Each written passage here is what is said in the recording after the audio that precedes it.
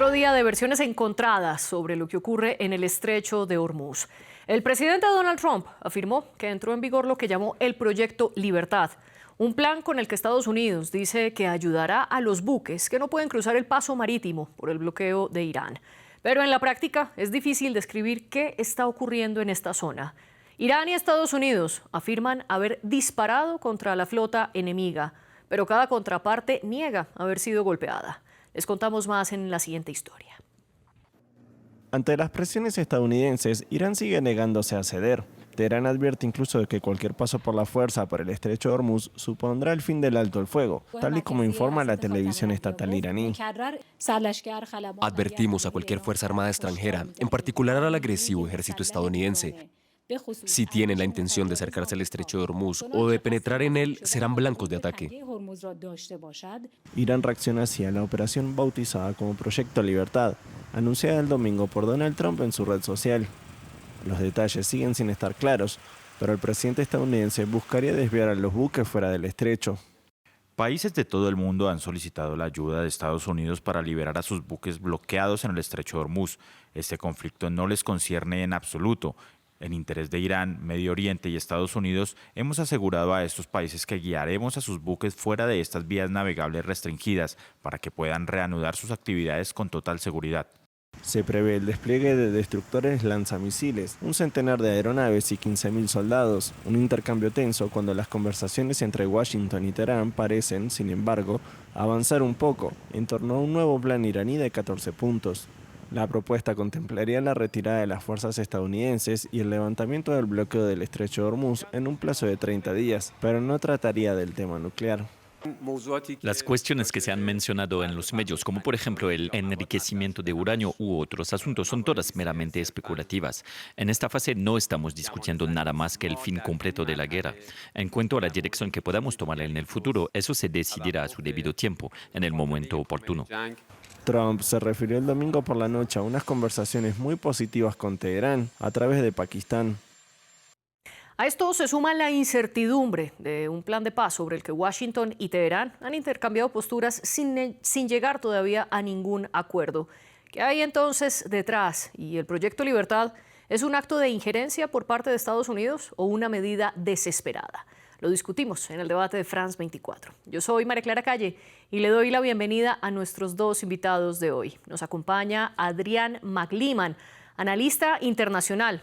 Además, fue corresponsal de El País en Medio Oriente y se conecta desde Madrid. Y en Washington está Manuel Avendaño, analista internacional. Un placer compartir este espacio con ustedes dos. Y antes de comenzar, los invito a ustedes y a nuestra audiencia que nos sigan en redes sociales. Estamos como @France24-ES. Mi cuenta personal es @MariaClaguirre y varias de las personas que nos siguen de manera cotidiana ya lo saben, pero a quienes no se los repito, nos pueden escuchar a través de Apple Podcasts, Spotify, Deezer y TuneIn. Adrián McLeeman, comienzo con usted. ¿Cómo saber qué es lo que fácticamente está ocurriendo en el estrecho de Hormuz en este momento? Bueno, buenas tardes.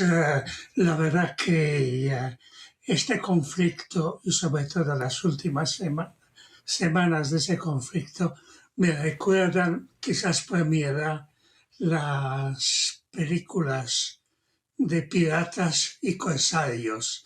En realidad, si seguimos las declaraciones de ambas partes, es muy difícil identificar al corsario del pirata. Hay muchísimos intereses, muchísima propaganda y muchísimos detalles que se nos escapan. Se nos escapan porque tanto la parte iraní como la presidencia de los Estados Unidos están tratando de ocultar lo que de verdad pasa. Los iraníes están jugando con la carta sorpresa de que, según ellos, han ganado la guerra al imperio americano. Trump, por su parte, sigue diciéndonos desde hace una semana por lo menos que la guerra ha terminado. Y con todo esto estamos hablando de intercambio de misiles Sí. Y quiero preguntarle ahora a Manuel, porque la Organización Marítima Internacional habla que desde el inicio de la guerra, cuando Estados Unidos e Israel bombardearon a Irán, alrededor de 2.000 embarcaciones quedaron atrapadas en el Golfo y no pueden cruzar por ese estrecho de Hormuz. ¿Cuál es la situación por la que quedan, digamos, estancadas de alguna manera? ¿Qué es lo que está pasando? Que precisamente no pueden cruzar, más allá de lo evidente que es los señalamientos de Irán bloqueando ese paso. Bueno, buenas tardes. Gracias por la oportunidad. Bueno, desde que comenzó el conflicto de Irán, o con Irán, mejor dicho, el estrecho de Hormuz ha sido utilizado como un arma de guerra, ¿no? Hay que recordar que el 20% del petróleo mundial pasa por ese estrecho. Hay muchos intereses que están confluyendo. Pero no solamente el petróleo es lo que está pasando por ahí, sino también están pasando enseres, alimentos y además productos que son necesarios para la cadena de valor de la agricultura mundial. Entonces, estamos esperando, digamos que, aunque ese estrecho Hormuz en este momento se encuentra cerrado parcialmente, y aunque lo abran en los próximos días, tomando ese escenario como un supuesto, se manifiestan retrasos, digamos, en las entregas de los productos y por lo tanto eso tendrá unas repercusiones grandes no solamente en el mercado petrolero energético, sino también en el mercado alimenticio. Y eso disparará, por supuesto, la inflación mundial un poco. En segundo lugar, pues es difícil, comparto con Adrián lo que dice, que es difícil saber qué es lo que está pasando exactamente en el terreno, ¿no? Desde las 8 de la mañana del día de hoy aproximadamente he estado siguiendo las noticias con mucho cuidado de lo que está sucediendo y hay encontradísimas versiones, ¿no? Uno, que Irán ha atacado algunos algunos barcos que están protegidos, digamos, por la Fuerza Naval Americana, y otros que Estados Unidos ha atacado a barcos iraníes que se han interpuesto en el paso del estrecho. El caso es que es difícil saberlo porque muchas de esas fuentes son fuentes, por supuesto, oficiales de los propios gobiernos que se atribuirían sus victorias, pero también hay mucha desinformación en redes sociales por todo esto de la desinformación y el manejo de los intereses. Lo que sí es claro en este momento son dos cosas. La primera, que va a haber una afectación en el mercado, tanto energético como de alimentos, y eso se verá en los próximos, o ya se está viendo, por supuesto, pero se verá agudizado en las próximas semanas. Y lo segundo es que hoy sí han habido unos ataques contra unos países árabes, entre ellos Emiratos Árabes Unidos. Eso sí es un facto, eso sí es un hecho, y eso va a tener, por supuesto, repercusiones geopolíticas en el conflicto. Un hecho para Emiratos Árabes Unidos, que en efecto está afirmando que Irán disparó drones en contra de su territorio. Sin embargo, esa afirmación está siendo rechazada y negada por parte de Teherán. Algo similar a lo que ocurre con lo que usted mencionó, señora Bendaño, que Estados Unidos dice haber atacado por lo menos 6 embarcaciones rápidas de Irán. Teherán lo niega y por su parte Irán dice haber atacado un buque de la Armada estadounidense, algo que Washington dice que esto no ocurrió. Adrián, usted que ha cubierto la zona, que ha estado en terreno, no sé si tuvo la oportunidad en sus tiempos de corresponsal de visitar concretamente el estrecho de Hormuz, pero más allá de esto, estas versiones encontradas no son nuevas ni en la región ni en ninguna guerra. En este caso concreto, ¿cómo podríamos saber más a ciencia cierta qué es lo que puede estar ocurriendo? Y se lo pregunto concretamente con lo que dice el Comando Central de Estados Unidos, que en el marco del Proyecto Libertad del presidente Donald Trump, el Comando Central afirma que envió más de 100 aeronaves terrestres y marítimas y que dispuso a más de 15.000 miembros de las Fuerzas Armadas para ayudar a sacar estos navíos que están en el estrecho de Hormuz en este momento. ¿Eso puede ser cierto y cómo saber y cómo hacer para saber si lo es o no? Bueno, por la experiencia que tengo yo en esta región, cubriendo diferentes conflictos, diferentes guerras, invasiones, hay que leer siempre entre líneas los comunicados militares, por la sencilla razón de que lo que dicen los comunicados no es lo que está sucediendo. Teníamos las cosas muy claras, por ejemplo, durante un conflicto entre Israel y los países árabes. Sabíamos, diría ciencia cierta, que la versión más fidedigna era la de la parte de Israel. En el caso de este conflicto nos estamos dando cuenta que ambos bandos están tratando de disimular lo que está sucediendo, de camuflar la noticia. En el momento en que oímos declaraciones de las fuentes iraníes hablando de miles de muertos, de miles de baja del otro lado, hay que ponerlo en duda, porque en general se trata de muchísimo menos.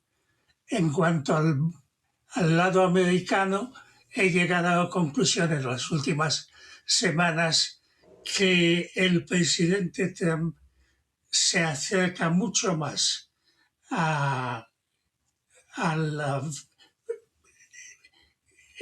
estilo utilizado por los países musulmanes que por el estilo que todos conocíamos del ejército norteamericano. Es otro ejército, otra mentalidad y otra manera de ver las cosas. Con lo cual, mi respuesta, seguir leyendo entre líneas. Sí. Es la única manera de saber más o menos con cierta seguridad lo que está pasando en realidad. No me fiaría en ese momento de los comunicados oficiales ni de unos ni de otros. Y teniendo en cuenta entonces tomar, digamos, esta distancia, por lo que usted dice, una información camuflada, partiendo de eso entonces, Manuel, ¿usted cree que en efecto el Proyecto Libertad pueda sacar a estas 2.000 embarcaciones del Estrecho de Hormuz o hace parte de esa narrativa que se disputa también en medio de la guerra? Bueno, yo creo que es más complejo que eso, ¿no? Yo creo que detrás de esta guerra hay una movilización de todo tipo de elementos, ¿no? Entre ellos la desinformación, mejor dicho, la información y desinformación, lo militar, lo psicológico y la presión económica y diplomática. Creo que son elementos que hay que evaluar todos y no es tan fácil, digamos, tomar uno solo para que sea un determinante de la victoria o no victoria, o se logre o no un objetivo militar. ¿Y por qué digo esto? Bueno, porque en las últimas horas hemos visto esta cantidad de comunicados, de cuentas de Twitter, todo esto, pero el hecho es que hay que seguir con mucho cuidado lo que está diciendo cada quien, pero además de eso, ver los movimientos. Yo invito también a que se vean los movimientos que hay en la zona. Ahorita, por ejemplo, mientras hablo contigo, estoy viendo un flight radar para ver cómo está el movimiento de la zona, dado que han habido anuncios de que probablemente en las próximas horas pueden haber ataques sobre el territorio iraní. Sí, en efecto, hay un movimiento de aviones cerca del Estrecho de Hormuz, entre Emiratos Árabes, Omán, sobrevolando, digamos, un poco por allí, pero no podemos saber si eso es la acumulación de fuerzas simplemente y después un ataque a mayor escala. Entonces hay que ver también los comunicados, leerlos entre líneas, ver el movimiento que hay y sobre todo observar, porque siempre en últimas horas en conflicto de esta magnitud pueden surgir soluciones diplomáticas. Y recordemos que detrás de este conflicto hay unas fuerzas que se están moviendo para tratar de generar una solución diplomática, porque hay intereses muy fuertes sobre Irán. No solamente el tema petrolero, sino también una preocupación genuina de qué pasa si cae el régimen de Irán, ¿no? Hay muchos escenarios que se han podido estudiar, que se han podido hablar. Por ejemplo, una desintegración del territorio iraní en diferentes tribus, diferentes familias, que eso puede llegar a otro conflicto aún mayor. Entonces, por eso te digo que no es tan fácil, no es tan sencillo llegar por una variable a una conclusión, sino hay que ver un poco más el macro de lo que está sucediendo en Irán.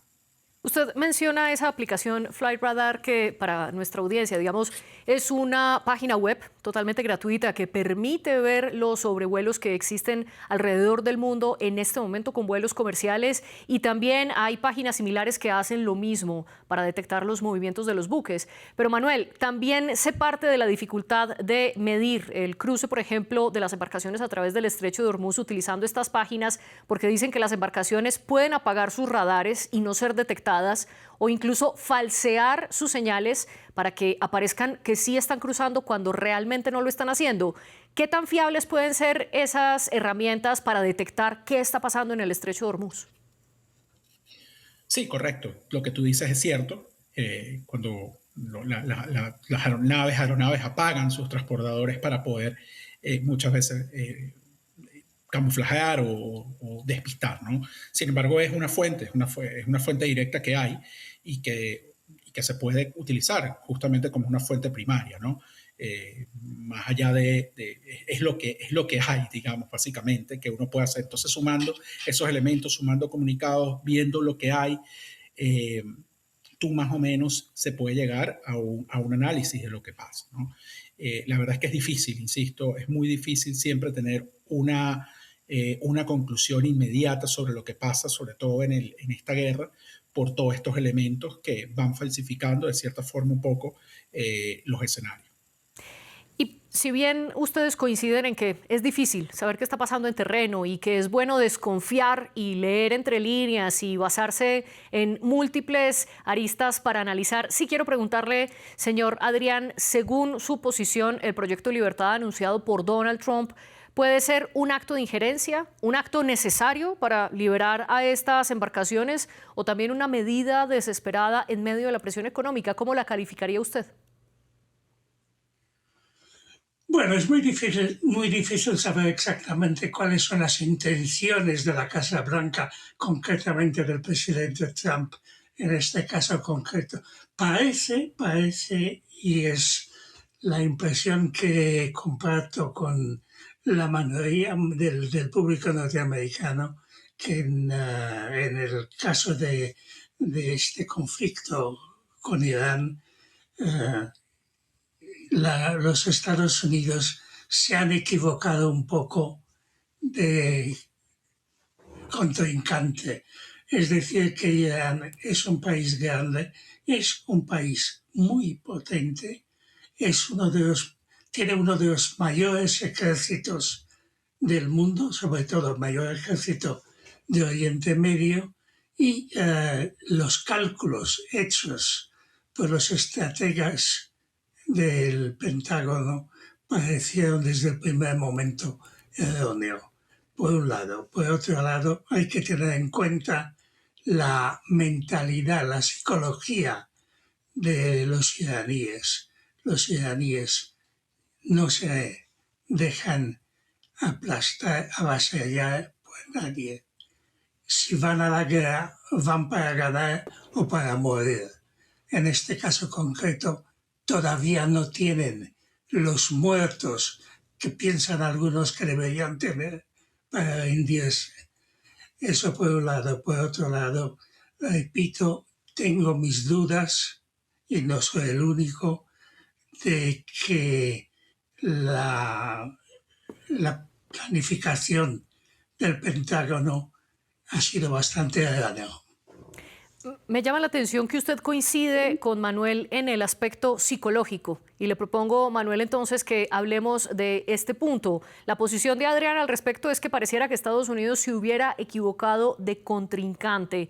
En una línea similar, la Guardia Revolucionaria iraní, por supuesto, le advirtió a Donald Trump que debía elegir entre lograr un mal acuerdo con los iraníes o continuar una operación militar imposible. En ese pulso psicológico, ¿qué tanto puede inclinar la balanza hacia Irán la perspectiva que está planteando la Guardia Revolucionaria de que solo hay sobre la mesa un mal acuerdo o una operación militar? Y en esa puja psicológica, ¿quién puede estar ganando la batalla?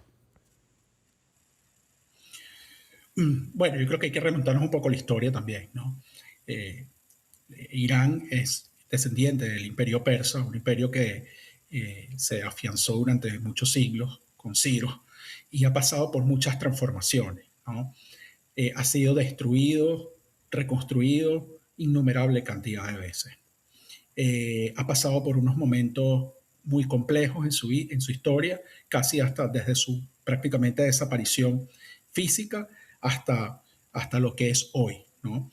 Y con eso no quiero decir que ellos van a triunfar en la guerra o no, sino simplemente es un elemento que hay que tomar en cuenta para la resiliencia de este tipo de civilizaciones, de pueblos que lo llevan intrínseco en su historia. Entonces ya por ahí hay un factor adicional al cual, más allá del militar y de la infraestructura militar, con el que hay que lidiar, ¿no? Del otro lado, tenemos a la mayor fuerza armada de la historia, probablemente con una tecnología muy grande, probablemente no, con una tecnología desarrollada infinitamente superior a la iraní, por supuesto, en número, en adiestramiento, pero además hay una necesidad allí política también, ¿no? Una necesidad política que no podemos dejar de lado en el análisis. Y no la podemos dejar de lado porque justamente está siendo afectada la popularidad del presidente Trump en una guerra en donde probablemente la mayoría hoy de los americanos no se encuentra identificada. Dicho esto, además de eso, tiene unas consecuencias en el país que han sido muy duras para el ciudadano. Entre ellas, pues está el aumento de la gasolina, está el aumento de los alimentos, y eso va mermando la popularidad de cara a una elección en noviembre, en donde recordemos que hay una elección de medio término, ¿no? Entonces, ante estas realidades, ante estos backgrounds que tenemos de ambos países o de ambas naciones, tenemos que sumarle también los intereses de los aliados de cada uno, ¿no? Israel, por su parte, está buscando, sobre todo después del 6 de octubre, aquel nefasto 6 de octubre del año 2024, 23, perdón, está buscando, perdón, sí, 23, después del 6 de octubre del 2023, está buscando, digamos, tratar de terminar o con todo lo que ellos consideran con todos sus enemigos dentro de la región, ¿no? Y el más importante de sus enemigos y es militar es Irán. Entonces, allí hay unos intereses que empujan, si se quiere, a Estados Unidos a mantener esta ofensiva, sumado a los intereses de la política interna. También allí tampoco podemos desoslayar un poco el tema de los enfrentamientos y las disputas que existen entre los aliados árabes, Claro. ¿no? Arabia Saudita, Emiratos Árabes. Entonces es un escenario que es muy complejo, muy volátil, y para responder a tu pregunta, yo creo que hay que tomar no solamente en cuenta el aspecto psicológico, sino el histórico de cada uno de los países y los problemas que cada uno de ellos está teniendo en lo interno para poder mantenerse en la ofensiva. Y además de todos los elementos que usted señaló, quiero agregar otro para preguntarle a Adrián, y es que el presidente Donald Trump ha dicho en múltiples ocasiones que lo que está haciendo es impedir que Irán tenga la bomba nuclear. En esa narrativa, Estados Unidos no tiene, digamos, un pulso ganado. No tiene un pulso ganado y creo otra vez que en este caso concreto las expectativas han fallado. ¿En qué sentido? En el sentido de que Trump pensaba poder contar con sus aliados europeos en este conflicto. Ninguno de sus aliados europeos se sumó al proyecto militar norteamericano y, sobre todo, ningún aliado europeo quiere seguir la experiencia de Hormuz. Es decir, que la Comisión Política Europea que se reúne esos días en Irán ha decidido no tratar el tema de Irán, el tema de Hormuz en sus conversaciones y dejar de lado este tema para Estados Unidos. Es un fracaso para Trump y demuestra claramente que en algunos casos hay aliados que fallan. ¿Usted está de acuerdo con esto, Manuel, que digamos se le salió del control la falta de apoyo europeo y también de la OTAN? ¿Y hasta qué punto esa falta de respaldo está haciendo también que la guerra se prolongue mucho más de lo que el mismo Donald Trump había dicho? Y le quiero preguntar, adicional a esto, sobre el aspecto económico que usted mencionó, porque el Pentágono reveló una nueva cifra. Ellos están calculando que Estados Unidos ha destinado por lo menos 25.000 millones de dólares en la guerra en Irán, en estos 2 meses de guerra, a pesar de que al inicio de la guerra el propio Trump había dicho que este conflicto iba a ser relativamente breve y con consecuencias económicas mínimas. ¿Está perdiendo desde lo económico? Bueno, sin duda está perdiendo desde lo económico porque se ha visto afectada la población en los Estados Unidos, ¿no? Por lo que te dije, y son cosas tangibles, no es intangible, es tangible. El precio de la gasolina está alto. Esta mañana, para poner una anécdota, al lado la bomba de cerca de mi casa, que es una bomba de gasolina que siempre, estación de servicio de gasolina que siempre mido, está por los $4.5 el galón, ¿no? Cuando en un momento hace un año llegó a estar casi en 2. Entonces te puedes imaginar que hace aumento. El precio de los alimentos ha aumentado. Por lo que te digo, porque hay ciertos ingredientes, ciertos productos que se necesitan para la siembra, no han llegado, llegan tarde, con lo cual también repercute un poco en lo que es la producción. Entonces hay un efecto, por supuesto, que ha sido trasladado al ciudadano en los Estados Unidos, ¿no? Eso por un lado. Ahora, por el otro lado, yo trato de ver siempre las cosas no desde lo micro, sino desde lo macro, ¿no? Ver todas las variables porque las variables están conectadas, ¿no? En Europa hoy hay una guerra, que es la guerra en Ucrania, ¿no? Y obviamente la OTAN, después de muchos años, cambió su doctrina y tienen ese frente abierto. Europa, recordemos que después de la Segunda Guerra Mundial, salvo países que ahora no se encuentran en la Unión Europea, como Gran Bretaña, un poco Francia, que sí se encuentra dentro de la Unión Europea, han visto disminuir sus presupuestos de defensa y han aumentado otros tipos de gastos o inversiones sociales en detrimento de los presupuestos de defensa. Desde que se estableció una nueva doctrina de la Unión Europea de defensa, por supuesto que han tenido, porque ven a Rusia como una amenaza, por supuesto que han tenido que utilizar, digamos, su mejor criterio para la distribución de recursos que son finitos, ¿no? Entonces, ante esos recursos, ¿qué prevalece? Pues mantener su territorio europeo, mantener la defensa de su territorio. Entonces, ante eso se preguntan, bueno, ¿por qué yo voy a ir, a pesar de que me siento, de que estoy siendo afectado también, porque me voy a meter en un conflicto que no siento que no es nuestro, si ya nosotros tenemos un conflicto abierto aquí en Europa que puede ser una amenaza para los próximos años? Entonces, esa es la pregunta que ellos se hacen para tratar de establecer su límite de dónde entrar de meterse en otras trincheras. Ellos ven que por un tema de recursos no pueden afrontar otro bloque, además de que probablemente están buscando con algunos bloques que apoyan, digamos, a la coalición árabe, están buscando unas salidas diplomáticas, pero ante esa pregunta y ante esta situación en Europa, entonces dicen, nosotros preferimos tener nuestros recursos concentrados en Europa, defender nuestro territorio, en vez de meternos en una guerra en la que probablemente no tenemos nada que ver en este momento, porque Irán no es una amenaza para nosotros directa, en cambio Rusia sí lo es.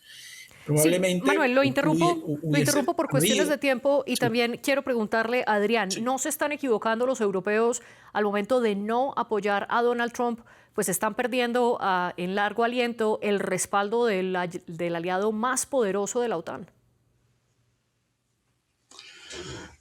Bueno, aquí yo diría que, como en todos los conflictos, que todo el mundo tiene razón y todo el mundo se equivoca.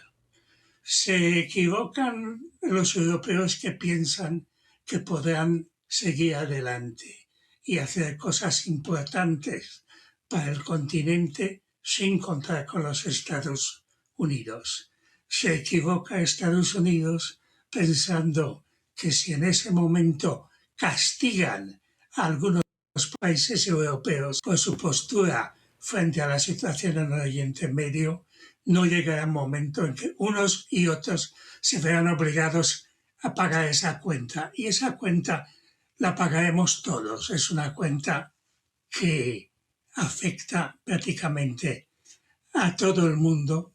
El hemisferio norte hasta ahora está mucho más protegido. El hemisferio norte estaba lejos de los conflictos de Oriente Medio. En ese momento se está dando cuenta que eso nos toca de cerca y hay que elaborar una política y una estrategia diplomática para tratar de asimilar esos nuevos datos y tratar de conseguir una convivencia más lógica, más cercana con los vecinos norteamericanos y con los países del sur. A propósito de ese costo más personal, Manuel, quiero volver sobre lo que usted estaba diciendo de esos precios, hablando desde lo micro que están afectando a los ciudadanos estadounidenses por la guerra y también hablando de esa repuntada del precio del petróleo y adicionándole la caída de las bolsas que ha sido recurrente en medio de estos 2 meses de guerra. ¿No es acaso ese punto, Manuel, el que más le duele a Donald Trump, especialmente por la afectación a sus votantes de cara a las elecciones de medio término de noviembre? Sí, yo creo que sí, pero además le quiero agregar a eso que algunos votantes de la línea dura de Trump están viendo esto como una falta de palabra, ¿no? De no involucrarse en conflictos largos, non-ending wars, como les dice aquí, endless wars, en los Estados Unidos. Entonces, esas dos variables, el económico y la falta de palabra en sus promesas, probablemente está afectando mucho la base de popularidad del presidente en este momento. Y quiero ahora preguntarle a Adrián sobre uno de los puntos, porque de manera recurrente el presidente Donald Trump ha dicho que los 2 meses de la guerra de Irán son incomparables con la duración que tuvo la guerra en Vietnam, que duró casi 20 años, o la guerra en Irak, de más de 8 años, y que contrastando con esos conflictos armados, la guerra con Irán no ha durado absolutamente nada. ¿Usted cree que esa comparación es viable? Bueno, diría que estamos viviendo en otra época y que lo que antes tardaba años en solucionarse, hoy en día puede solucionarse en días o en semanas. No puedo comparar los conflictos de mediados o finales del siglo XX con ese conflicto actual. Es importante darnos cuenta de que con todos esos cambios el mundo avanza hacia algo prácticamente desconocido. No sabemos cuáles son las perspectivas de la geoestrategia en el siglo XXI. Lo que sí estamos viendo es que nos afecta más y nos afecta quizás de una manera más aguda, más acentuada, ¿no? Y a pesar de que esas afectaciones son múltiples y en varios niveles y para múltiples países del mundo, Manuel, a pesar de esto, esos acuerdos y negociaciones parecen estar estancados. Del lado de Estados Unidos dicen que Irán no ha cedido en sus posturas, mientras que Irán insiste, por ejemplo, en sacar toda la negociación nuclear de un posible acuerdo de paz con Estados Unidos. Está hablando de una tregua de 30 días, mientras que Estados Unidos señala que el cese al fuego debe ser de 2 meses. Si esto está estancado, ¿cuál puede ser entonces la salida a esta guerra? Sí, es complicado esa pregunta, pero te puedo responder que 2 cosas.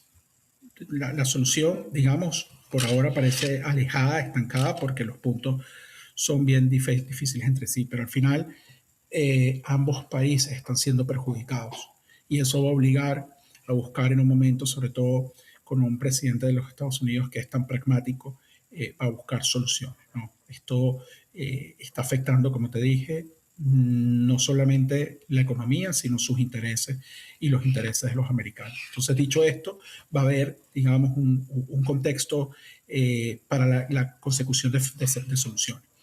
Ahora bien, hay otra cosa que me parece importante señalar, que los aliados de la región también van a buscar, y son los que se están moviendo más incesantemente tras bambalinas para buscar un acuerdo entre sí. La posición de Arabia Saudita, digamos que es uno de los adversarios históricos de los estados de Irán, pareciera en este momento ser bastante pragmático, ¿no? No me meto en la guerra de frente, apoyo con lo que pueda a los Estados Unidos, pero por otro lado, ante varios temores que tengo, trato de buscar y de moverme para tratar de poner de acuerdo a los actores.